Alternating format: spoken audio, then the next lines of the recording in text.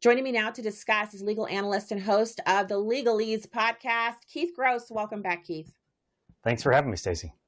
All right, so this is a difficult subject. I'm glad you're here to talk about it, but I saw the footage online and the brutality of him coming behind this woman. She's just sitting there on the train. She's just like so many of us have done. She's on her phone.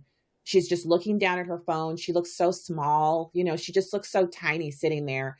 And then he just sits behind her, pulls a knife out, and then he kills her. And they don't show, obviously, they've at least cut that part out of the video, but we all know what happens. We've all seen enough movies to know what this was. It was a senseless murder. And he's not mentally ill. He's just someone who comes from a different culture, and he's here to destroy. And he's not working. He's not doing anything of consequence. He's not benefiting our society. He's just here to take from us, to live off of our dime.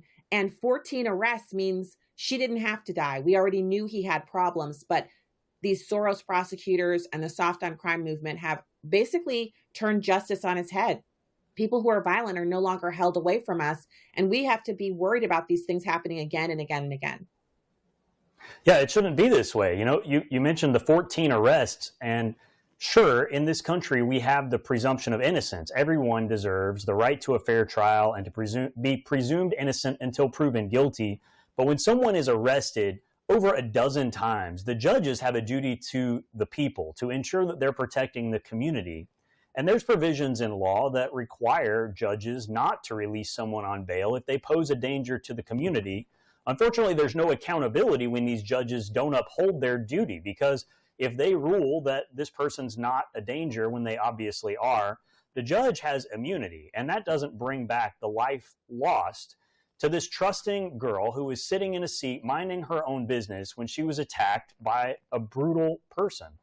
This is going against everything we believe in America. We should be able to trust the people around us not to just unprovoked commit these horrific acts of violence. And it's a good reminder, I think, to all of the people who live in blue cities to push back against their government and the firearms bans that mean you don't have the right to protect yourself. It's now clear the government's not going to protect you. The government's going to invite these people in and turn them loose, no matter how many times they're arrested. We've got to start standing up, overthrowing our government at the ballot box, and starting to raise our self-defense back to the level it was supposed to be in this country. The Second Amendment has been infringed, and we've got to push back against that. Yeah, and then I'm just speaking here because I've read a lot about. It started with use of force continuum, but I learned a lot about the OODA loop and the way we're supposed to operate in a society. And regardless of the illegal alien situation, young women out in public and men too. If you're in public, obviously, you're going to look at your phone. Saying don't look at your phone is ridiculous, but you have to be situationally aware. And if you're traveling alone, it's probably good policy to put your phone on SOS. So basically turn it so that it's off and you have the SOS button pushed. So you can basically swipe it and SOS gets called. And then you just keep your eyes peeled. And if the hair on the back of your neck stands up, if you feel even slightly uneasy, leave.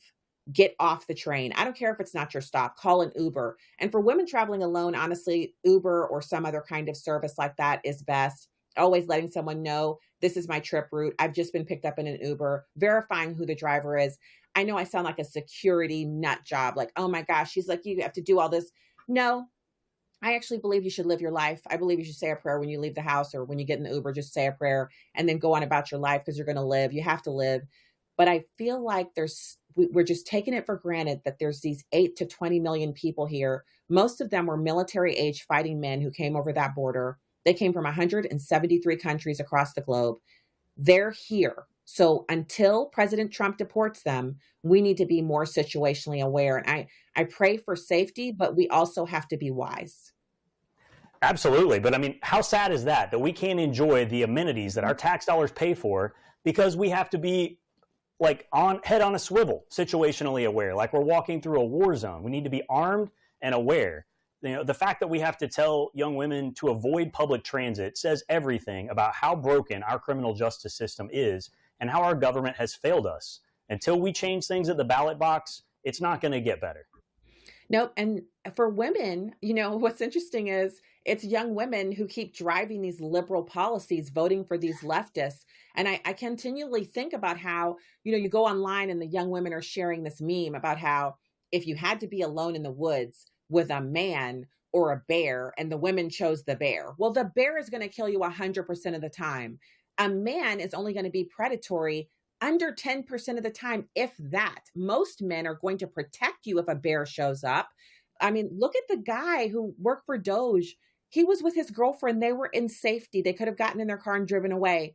He saw a lady about to be attacked by 11 so called youths and went over to protect her and got beaten to within an inch of his life. That's the typical man. The typical man is going to protect you. So, but that's an American man. I got to be clear here because some societies are superior to others. A typical American man will lay down his life for you and possibly go to jail like Daniel Penny did on the subway, protecting the women around them. They were literally going to be accosted by this mentally ill, deranged lunatic. Daniel Penny almost went to jail for those women. And so American men who've been assimilated will protect you. But if it's a foreigner who hasn't been assimilated to our culture, he's more likely going to see you as a possession that needs to be taken.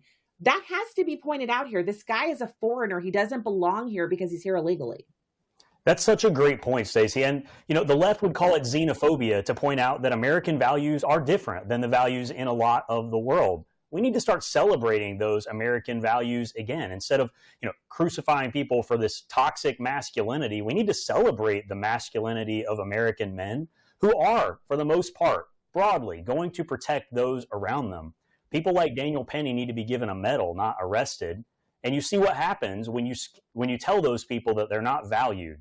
No one stood up for that girl. And disturbingly, on that train, you see this deranged killer exiting and people just standing around watching. No one intervened. No one did anything. They thought it was just another day. Well, in America, it is just another day now. Women being attacked in public. It's not about transportation, it's them in public.